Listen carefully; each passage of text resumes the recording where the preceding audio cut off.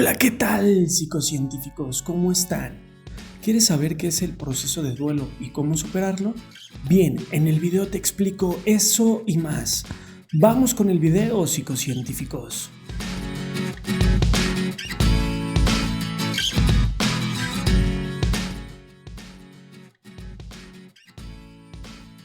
Siempre que experimentamos una pérdida significativa en nuestras vidas, ya sea romper una relación amorosa, perder el trabajo o el fallecimiento de un ser querido, entramos en duelo. ¿Qué es el duelo? Bien, el duelo es el proceso psicológico que se produce tras una pérdida, una ausencia, una muerte o un abandono. Es diferente para cada persona. Se pueden sufrir diferentes síntomas emocionales y físicos como ansiedad, miedo, culpa, confusión, negación, tristeza, shock emocional, entre otros. El dolor por la pérdida se puede experimentar no solo por la muerte, sino cada vez que en la vida tenemos una experiencia de interrupción definitiva de algo, de pérdida, de distancia que no podrá ser cubierta. La experiencia emocional de enfrentarse a la pérdida es lo que llamamos elaboración del duelo. Esto nos conduce a la necesidad de adaptación a esta nueva situación. El duelo es una herida que requiere tiempo para que cicatrice. Para poder superar el duelo es importante que sepas que cuando estamos en este proceso atravesamos una serie de etapas que te explicaré a continuación. Es importante comentarte que varía en cada persona, ya que no siempre aparecen todas. Número 1. Negación. No puede ser verdad. ¿Cómo ha podido ser? No es justo. Son frases que todos reconocemos haber utilizado alguna vez. La incredulidad es la primera reacción ante un golpe de la vida. La negación es un escalón inevitable que hay que atravesar y del que finalmente hay que salir para dirigir la pérdida. Negar es una manera de decirle a la realidad que espere, que todavía no estamos preparados. El impacto de la noticia es tan fuerte que dejamos de escuchar, de entender, de pensar. Puede suceder que en un primer momento el bloqueo sea tan grande que no podamos ni sentir.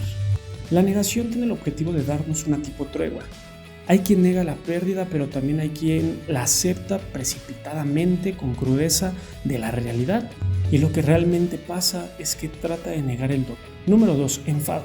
Parece cierto enojo asociado con la sensación de injusticia o prepotencia. Lo primero que debemos de hacer con la rabia es reconocerla y aceptarla para poder sacarla fuera. La rabia o el enojo tiene una razón de ser.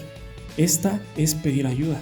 Nos impulsa a tomar también otros caminos. Cuando estamos en el fondo del agujero, nos hace salir o tomar impulso para salir a flote. Es un arma para la supervivencia. La rabia que se queda adentro, que intentamos negar o esconder, nos acabará literalmente machacando emocionalmente.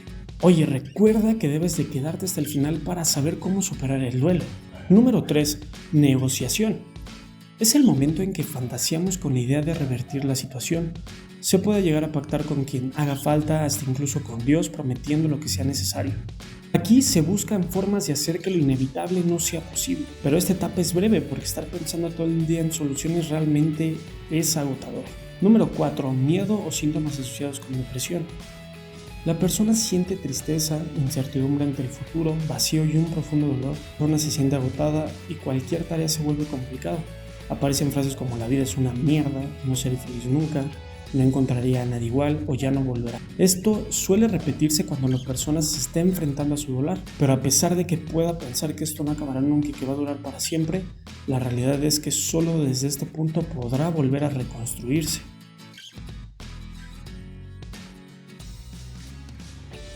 Número 5. Aceptación. Este es el último paso del duelo.